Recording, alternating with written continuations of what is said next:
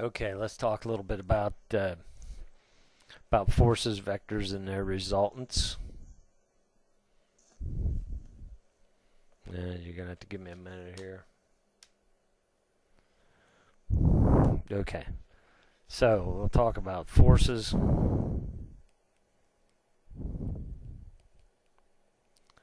vectors,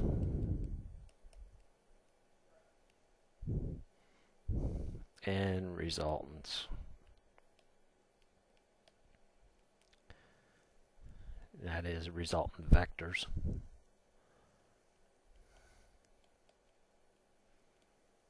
Keep in mind too, during this course, basically we're going to just be doing a lot of solving problems. So don't have to worry too much about is this going to be on the quiz. You'll know if it's going to be on the quiz, but essentially our quizzes are going to be just solving problems. So not a lot on definitions and such. However, if you don't know the definitions, then it'll be kind of hard to solve the problems. So number one, what is a vector? Well, a vector is defined as a force that is what? That is traveling along some okay, so vector is a force and some type of direction. You have to know those two things when you're working on something. So if I've got, if I want to show a vector here, this will be a vector going out this way, and it might have a pull of 100 pounds, and it might be off at 30 degrees off the horizontal axis. So when we start talking about vectors, that's a vector. It's got a force and direction, magnitude, or you could say, probably said this in your physics class, magnitude and direction.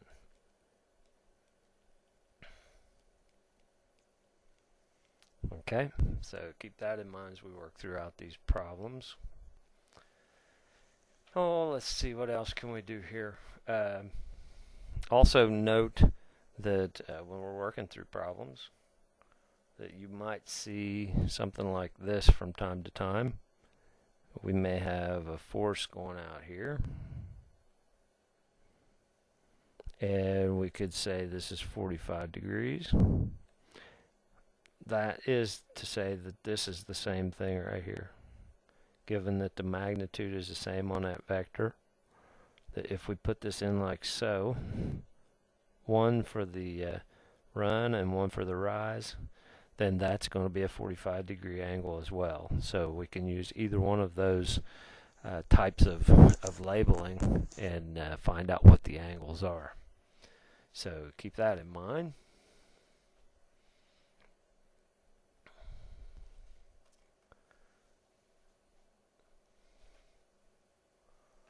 Now, if we want to do resultants, we might have something that's set up like this. Let's get this page down here a little bit. And we might have a situation where we may know if we got a force diagram here, and this is your x-axis and this is the y-axis, and we don't know what this value is, but we know what the x value is. And let's say it's what do we want to say it is? Let's say it's 4 pounds, if you will, and we know that this direction here is 3 pounds. Then can we figure out what the resultant vector is? Well, let's see. What do we know? Well, we know using our trig, this is the side opposite, this is the side adjacent of this angle right here, isn't it? So if we wanted to go in and figure that out, that's going to be the tangent of theta, equals what? 3 over 4. Opposite over adjacent. So to find the angle, we would take the arctangent of 3 divided by 4. So you punch that in your calculator. Again, second function tangent, 3 divided by 4. And we'd note that that angle is 36.87 degrees. So if we know that now, what can we do? Well, or do we even need that? Could we just go in there and do this? Could we do c squared equals a squared plus b squared? So c equals the square root of 4 squared plus 3 squared. C equals what? If we do that, second function square root of 4 squared plus 3 squared.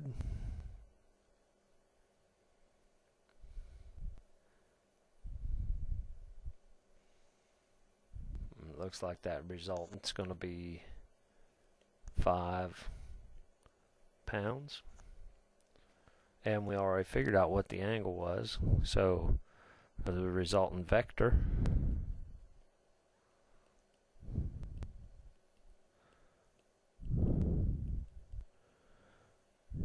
equals 5 pounds at 36.87 degrees, and that's in the first quadrant. Okay, so that's the vector analysis that we want to do there. Now, one thing I will say is, well, let's do one more. Let's break that down and figure out what x components and y components are based on what our resultant vector is. So if we've got some, we can find the rest of it, can't we? So let's, we'll use the whole next page. So let's say we've got set up like this, where we know that this vector is 100 pounds, and we'll write it this way this time. And we're looking at 56 degrees out here, and I need to know what are the x and y components of this. So to find x, well, what we can do here is, if we always make our angle here, this 56 or whatever angle it is, relative to the x-axis, then we can always use the cosine of the angle, in this case 56 degrees, times the resultant vector, 100 pounds, and that will give you the x value. So if we just punch that in, let's see, we get cosine of 56 times 100. That's 55.92 pounds. Then if we wanted to find the y value, so this x component right here, from here over to here, which is going right up to that point, that's the x we were looking for there. Then, and let's just let's relabel that and call that A. Got too many x's going on here. And then if we want to find B, that's going to be the sine of 56 degrees times 100 pounds. So B then equals what? Sine of 56 times 100 be 82.9 pounds. Oh, and A is going to the right and B is going up. So when we do these problems, if we're looking for x and y components, you're going to have to give me the value, the units, and the direction. It's a three-part problem there. So keep that in mind. Now, what I want to tell you is if you always make the angle relative to the x-axis, so if I'm dealing with this resultant vector here, I always want the angle to be relative to the x-axis here. If I'm dealing with this quadrant here, I want the angle to be relative to the x-axis here. Likewise here. And then finally, in the fourth quadrant, I'm dealing with this angle. Always deal with those. Do not take anything over 90 degrees. So if you're working in the first quadrant, the x is positive, the y is positive. If you're working in the second quadrant, the x is negative, the y is positive. If you're working in the third quadrant, the x and y are both negative. If you're working in the fourth quadrant, the x is positive, the y is negative. But always make your angle relative to that x-axis. If you do that, to find the x value, you will always use the cosine of the angle. If you want to find the y value, it will always be the sine of the angle. Very simple. We like simple. This is the easiest way to get this. Do it this way. I don't care what you learned in your other math classes. This is how I expect it to be done. No questions. Don't do it any other way. So let's look at another example. And I'm telling you, if you do it another way, I will mark it wrong. So there's no argument on this. This is the easiest way to do it. We all teach it this way in the mechanical program, and it's done that way because it is so much more simple for you once you learn how to do it. So if I've got a resultant vector, sorry about that, that's the y-axis, the x-axis here. If I've done that one. Let's go on to another one.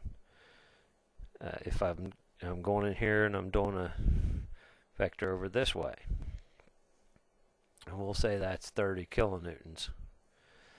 And the angle, well, let's say that angle is 50 degrees this time. To find the x component, that's this value here, and then we got to find the y component right there. So to find x equals what? The cosine of 50 degrees times negative 30 kilonewtons. Okay, well, let's see, what's that come out to? And really, yeah, we still want to do that. Cosine of 50 degrees times negative 30. So x equals negative 19.28 kilonewtons. And then finally, I would say x equals 19.28 kilonewtons to the left. Do not say negative 19 kilonewtons to the left. That's not true. It's 19.28 kilonewtons to the left over here. So if we did the y component, all we have to do is change the sign here. Or the cosine to sine of 50 negative, oh, excuse me, that's not a negative 30, is it? The y value is a positive. It's going up from the x-axis. So 30 kilonewtons. So the y value then is what? Sine of 50.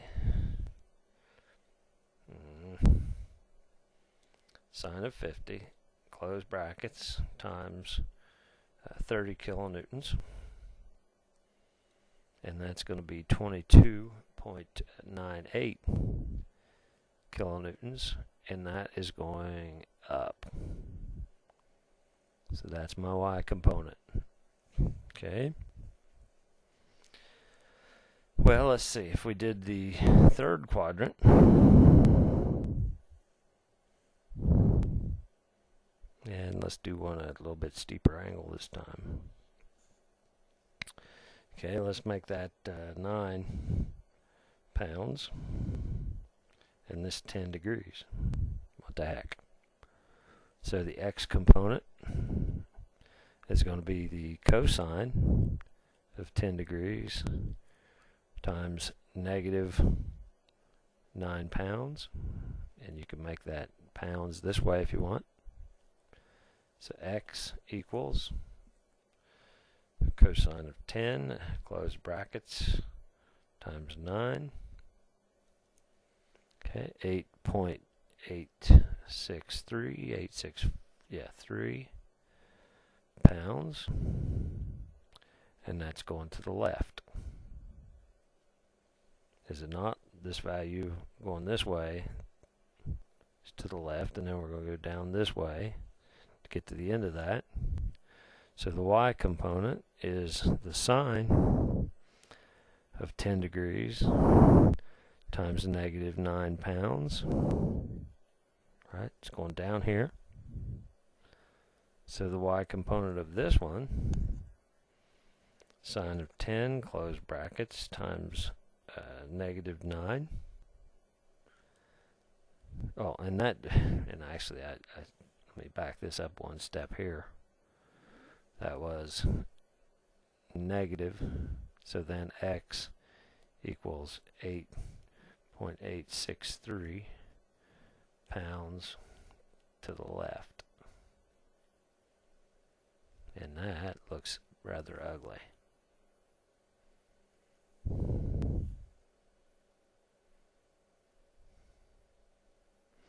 And this y value then is going to be negative 1.563 pounds. And then don't show that as a negative value. It's 1.563 pounds down. These down and left or right will be pretty crucial when we start adding all these vectors up. So there is a method to my madness here. Then finally in the fourth quadrant, if we wanted to deal with that. Oh, and by the way, let's back up here one second. Note that the y value is significantly smaller than the x value on this in this third quadrant because we were only at 10 degrees. So that would stand to reason. So for that reason, I would think that these numbers kind of make sense then.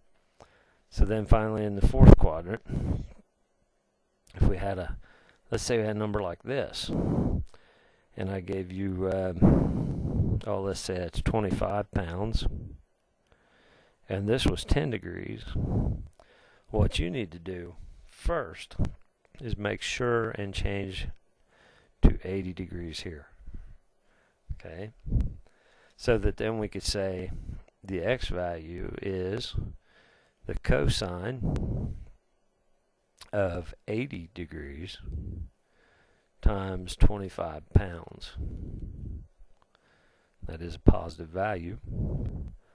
So x equals cosine of 80 times 25, 4.34 pounds. And that is going to the right, and we went here, and then we went down to here. So it's going to the right. The y component is the sine of 80 degrees times 25 pounds. And that 25 pounds is negative, isn't it? It's going down here. So y equals sine of 80 times 25. You would think that's quite a bit more than the 24, wouldn't you? Or excuse me, than the 4. It is. It's 24.62 pounds. And that's a negative. So therefore y equals 24.62 pounds down. And I need to save this.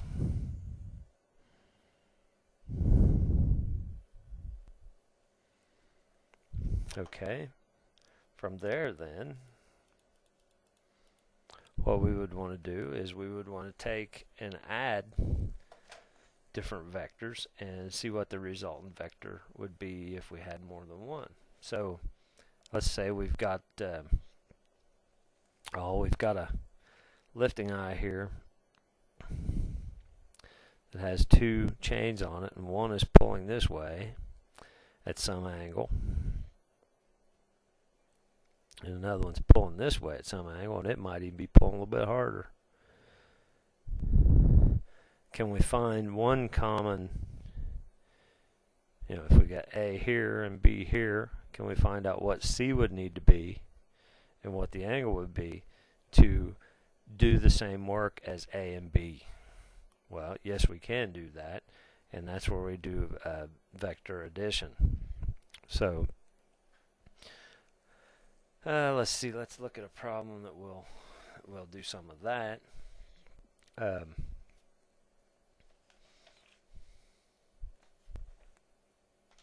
Let's say we had a situation come up. Well, we'll just use this as an example. But we've got this B, which is pulling, let's say, at 100 pounds. And it's, let's say, 60 degrees. And we've got A here pulling, and it's pulling at it's pulling at 80 pounds. And this is going to be 70 degrees here. Can we come up with a C that would do the same work as one unit that would do the same work as those two? Well, let's see. What we have to do is called summing the forces. That's a summation. That's supposed to be a Greek letter that looks something like this. Summation of the forces in the X equals, well, let's do both of these X's then. So we've got 100 pounds cosine of 60 degrees minus 80 pounds, whoops, sorry, and that's minus because it's going to the left, isn't it? This one's going to the left, this one's going to the right, times the cosine of 70 degrees. So we can do the math on that and figure out what the X value is, can we not? So we got 100 cosine of 60 minus 80 cosine of 70.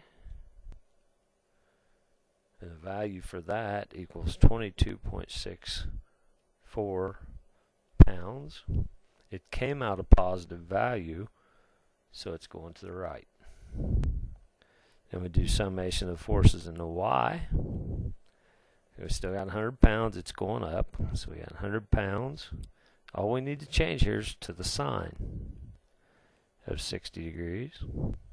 This 80 pounds is going up, isn't it? This one went up, that one went up. So it's positive 80 pounds. Sine of 70 degrees. So if we keep these in line, all we have to do is go from cosine is in the X, sine is in the Y. Cosine in the X, sine in the Y. Again, making sure that you always have your angle relative to the x-axis. So if we do the math on that, then we're going to look at 100 sine of 60 plus 80 sine of 70. And what we find out is that, and this was the X, and this is the Y, 161.78 pounds. It came out a positive value, so it's going up. So if we went in the x-axis over 22 and up 161, that would be the end of that resultant vector. Something like that. Okay. Does that look right? Yeah, it probably does. It's going to be somewhere in between those two, isn't it? Since this one is off at a little bit more of an angle, 60 is a flatter angle, it's probably going to want to drift to the right. Okay, and it's got 100 pounds pulling instead of 80. So that does make sense. Well, let's see. We need to find out what the value of that is, don't we? Well, what we're finding here is the resultant vector's length is the 100 pounds, the 80 pounds, that's actually showing up as their length. So to find the resultant vector, it's the square root of x, 22.64 squared, plus the 161.78 squared. We punch all that in. Let's see what we get.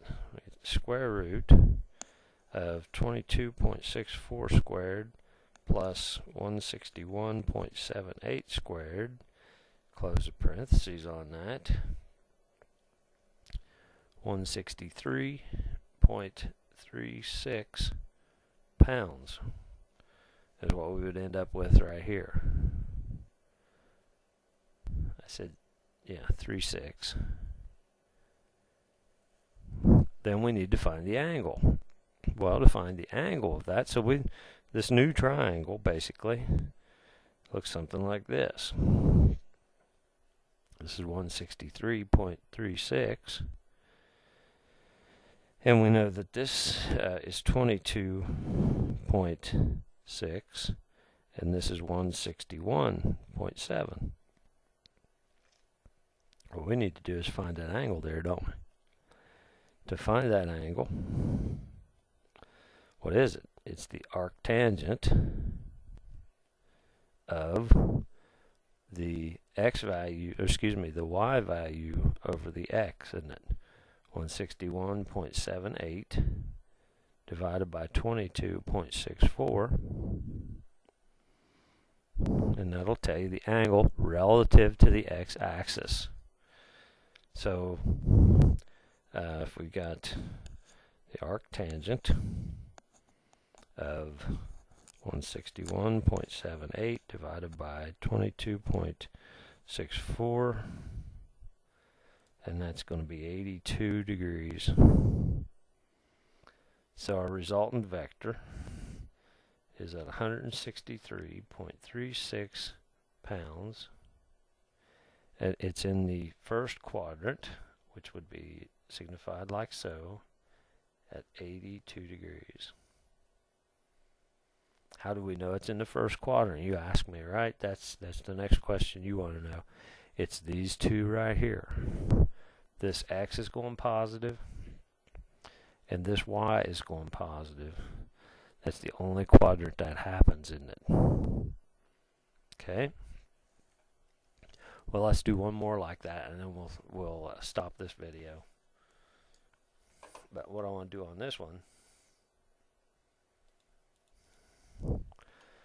is might throw a little twist in here. We've got some type of a vector going this way. We'll call that 35 kilonewtons, and this looks like about a 40-degree angle. Then we're going to put one in here. Oh, let's say does something like this, and that's going to be 45 kilonewtons, and we'll put for whatever reason we put in here that this is 20 degrees. Again, first thing you have to note is this 70 degrees has to be okay. So for this particular one, we had to make sure we switched over to 70 degrees. So again, summation of the forces in the x equals, well, we've got this 35 kilonewtons here. It's positive, it's going to the right on the x. Cosine of 40 degrees minus, this x value is going negative, 45 kilonewtons times the cosine of 70 degrees now, not the 20, the 70. So we punch that in. See, we got 35 cosine of 40 minus 45 cosine of 70. And if I punch that in there, I find out that x is 11.42 kilonewtons. It came out a positive value, so it's going to be going to the right. Okay, then we'll do summation of the forces in the y. I'm going to run through that one more time. I kind of rushed that. 35 cosine of 40 equals that minus 45 cosine of 70. Yep, 11.42, and it is positive, so it's going to the right. So then we've got 35 kilonewtons sine of 40 degrees minus 45 kilonewtons sine of 70 degrees. What do you think? Probably going to be going down this time, isn't it? So the y value, 35 sine of 40 minus 45 sine of 70. And I forgot to close that, sorry. 35 sine of 40 minus 45 sine of 70. And how about it comes out to a negative 19.79 kilonewtons, or if you will, y equals 19.79 kilonewtons headed down. So we got, here's my y value, here's my x value, and if I were you, I would put some kind of a signature around that. You know, I use a rectangle. If you circled it, whatever. That's your three-part answer. You have to have the value, the units, and the direction. Both of them. So, resultant vector then, again, square root of 11.42 squared plus 19.79 squared. It doesn't matter if you put plus or minus here. If you square that negative value, it's going to come out positive anyhow, isn't it?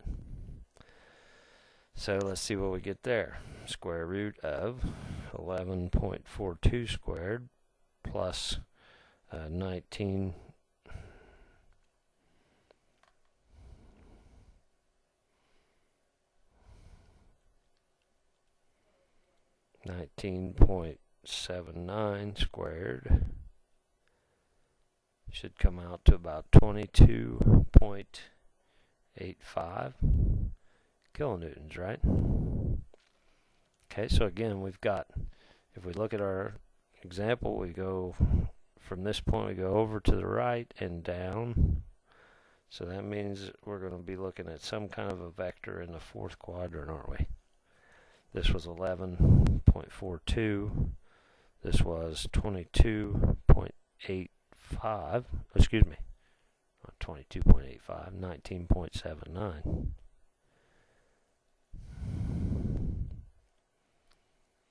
And this is 22.85. As far as that goes, here's your x and y axes. Okay, so we need to find this angle right here. And that angle, again, that's always the arctangent, using this system that we're using, of y, which is 19.79 divided by 11.42. So arctangent 19.79 divided by 11.42 looks like about 60 degrees. So our resultant vector, the final answer, is 22.85 kilonewtons. It's in the fourth quadrant, so we're going to do something like this. That signifies it's in the fourth quadrant, and the angle is 60 degrees. So that's the rest of the answer there. If you use this method, it doesn't matter how many vectors I put in there. Given enough time, you should be able to solve for that resultant vector. Okay? So, basically, that's what we're looking at for chapter 2, and or excuse me, for forces, vectors, and resultants. The next video that we'll be doing will be, actually we'll probably do some problems in the chapter, or better yet, I'll be posting those solutions for the problems that I'm going to assign. And then the next thing we're going to talk about is moments and couples. So that'll be what you'll look for the next video that we're going to talk about. So